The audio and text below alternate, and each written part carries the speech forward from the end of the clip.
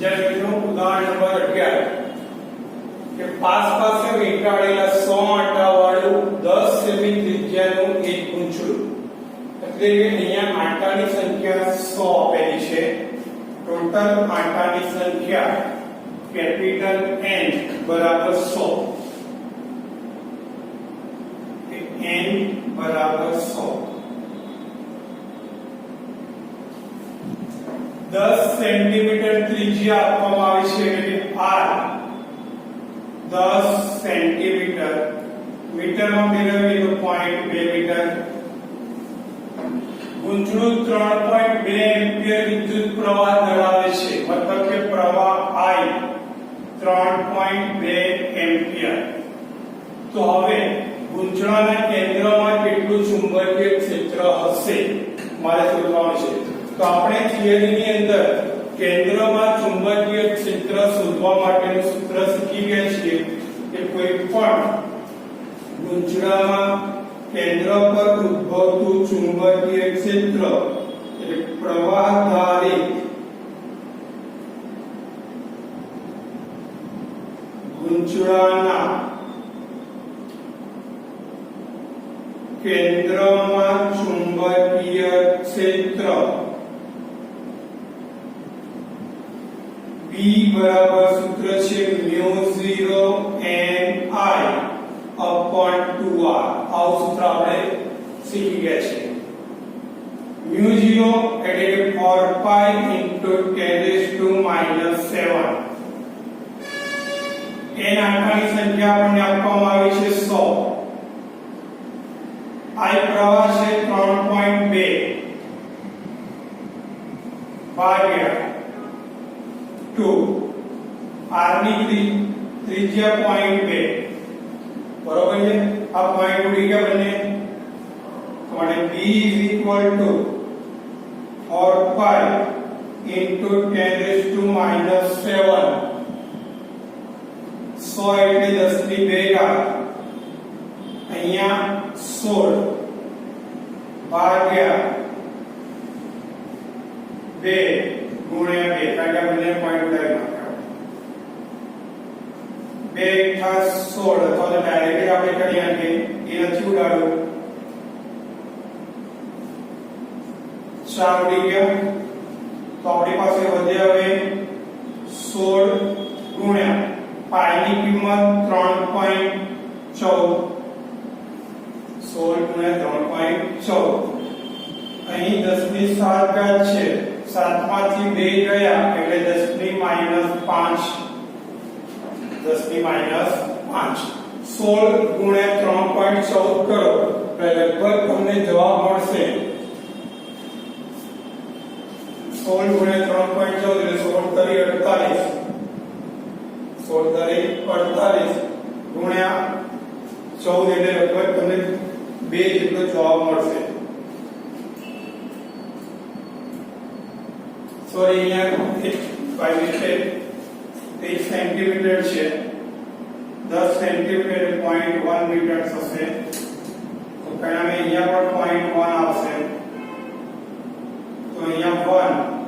એટલે અહીંયા into 2,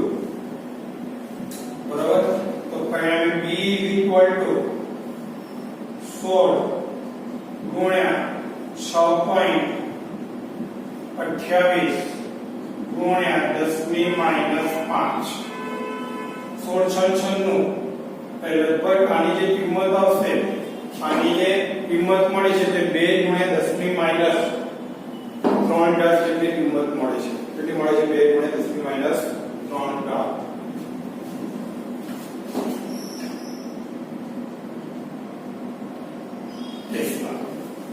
બરોબર છે. હવે આગળ આપણે જોઈએ બીજું, પૂંછડાની ચુંબકીય મોમેન્ટ કેટલી હશે? તો પૂંછડાની ચુંબકીય મોમેન્ટ એટલે ચુંબકીય ચાર્જ માત્રા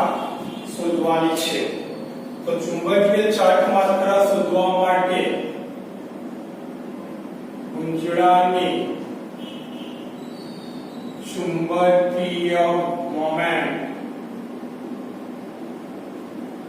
ms બરાબર સૂત્ર છે NIA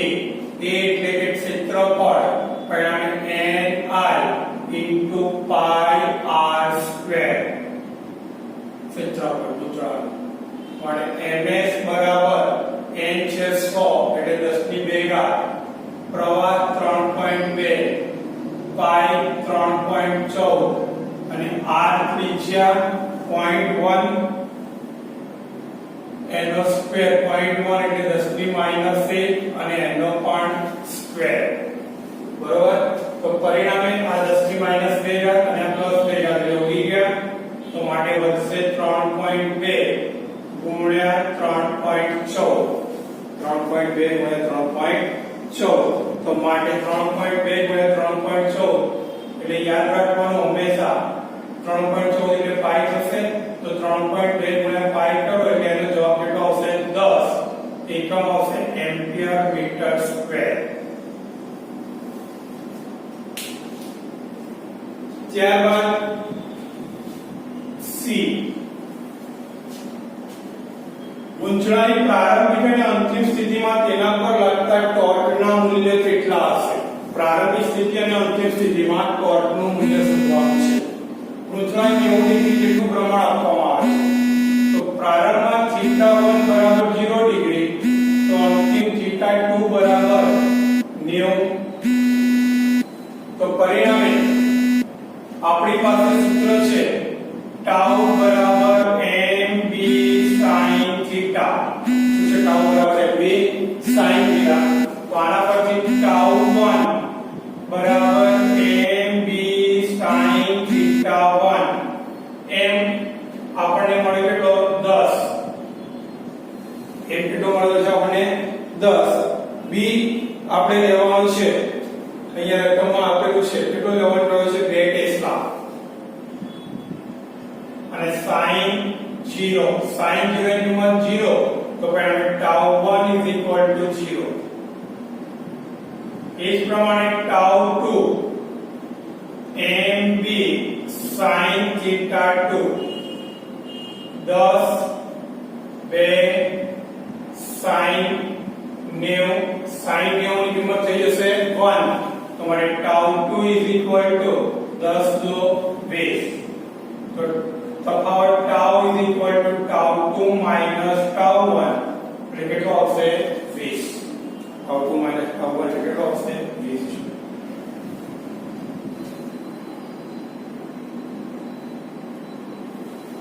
ત્યારબાદ ડી કે જ્યારે ગુંચળું 90 ડિગ્રી કોણ પાસે પહોંચે ત્યારે તેને કેટલી કોણીય ઝડપ પ્રાપ્ત કરી હશે મતલબ કે અંતિમ કોણીય ઝડપ શોધવાની છે પ્રારંભિક કોણીય ઝડપ તો સ્થિર હોય એટલે શૂન્ય થશે અંતિમ મારે શું કરવાની છે શોધવાની છે તો અંતિમ શોધવા માટે ધ્યાન રાખો અહીંયા આપણે આવું એક સૂત્ર શીખી ગયા છીએ કે ટોર્ક ટાઉ બરાબર I આલ્ફા અને આલ્ફા બરાબર so alpha બરાબર d omega by dt alpha બરાબર શું હોય d ઓમેગા બાય dt અહીંયા મૂકી દો અને tau બરાબર mb sin theta છે તે મૂકી દો તો માટે પહેલા આનું આપણે કહીએ તો alpha બરાબર d omega by d theta into d theta by dt લખાય d theta વાળી ગુણ્યા અને ભાગ્યા આને કહેવામાં આવે શૃંખલાનો નિયમ કયો નિયમ આને કહેવામાં આવે છે શૃંખલાનો નિયમ d theta by dt એટલે તો ઓમેગા તો માટે આલ્ફા બરાબર omega into d omega by d theta આને નંબર 1 આપીશ આને નંબર 2 આપીશ તો 2 ની કિંમત 1 માં મૂકતા સમીકરણ 2 ની કિંમત 1 માં મૂકતા તો tau is equal to I omega d omega by d theta I omega d omega by d theta tau બરાબર શું હતું mb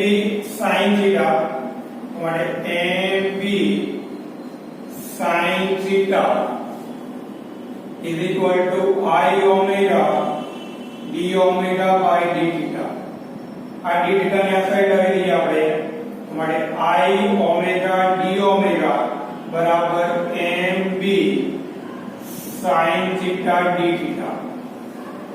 તો ये है mb sin theta d theta બંને બાજુ ધ્યાન રાખો પ્રારંભમાં ઓમેગા પ્રારંભમાં થીટા 1 બરાબર 0 ડિગ્રી લેવામાં આવે કેટલા લેવામાં આવે 0 ત્યારે ઓમેગા 1 બરાબર 0 ઓમેગા 0 અથવા 0 લેવું થીટા 2 બરાબર પાઈ બાય 2 જેટલું પ્રમાણ થશે ત્યારે ઓમેગા 2 બરાબર અંતિમ કોણીય ઝડપ ઓમેગા l વચ્ચે સંકલન કરતા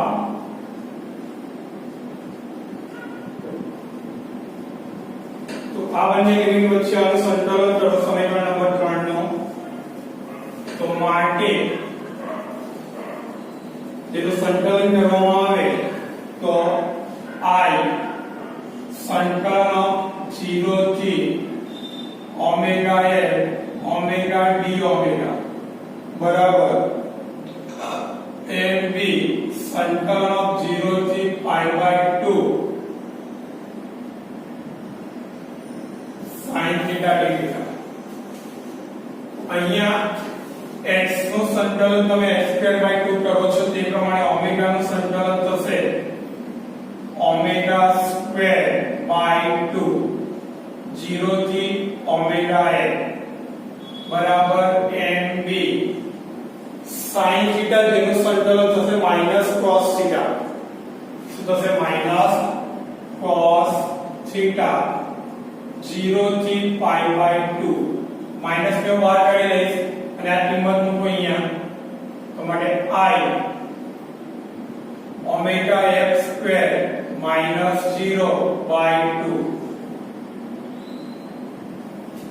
is equal to minus mb બ્રેકેટમાં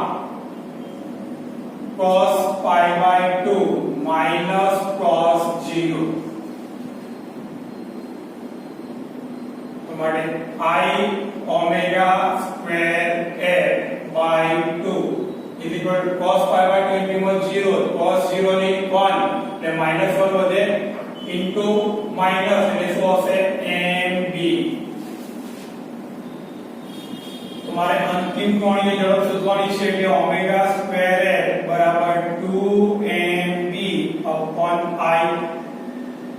तो ओमेगा l बराबर under root 2mb upon I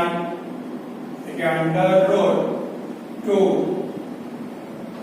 m આપણે મળ્યું છે કેટલો 10 b ચુંબકીય ક્ષેત્ર જે આપણે લેવાનું છે 2 અને I પ્રવાહ જે છે તે 3.2 એમ્પિયર એટલો સોરી I ઝડપ ચાર્જ માત્ર કેટલી લેવાની છે 0.1 એટલે ઉપર જતું રહેશે તો ઓમેગા l બરાબર અંડર રૂટ 0.2 એટલે ઉપર 10 આવશે એટલે 2 2 4 ગુણ્યા 10 ગુણ્યા 10 100 400 તો માટે ઓમેગા l બરાબર 400 નું વર્ગમૂળ કેટલું થઈ જશે 20 કેટલું થઈ જશે 20 રેડિયન પર સેકન્ડ જોવા મળશે 20 રેડિયન પર સેકન્ડ બરોબર છે વિદ્યાર્થી મિત્રો આ રીતે આ દાખલો પૂર્ણ થયો અહીંયા આપણે ઉદાહરણના દાખલા બધા જ પૂર્ણ થયા હવે આપણે આપણા નેક્સ્ટ મિનિટની અંદર સ્વાધ્યાયના દાખલાથી તેની શરૂઆત કરીશું ઓકે જો મારા આ દાખલા આપને પસંદ આવતો હોય તો ચેનલને સબસ્ક્રાઇબ કરવાનું ભૂલશો નહીં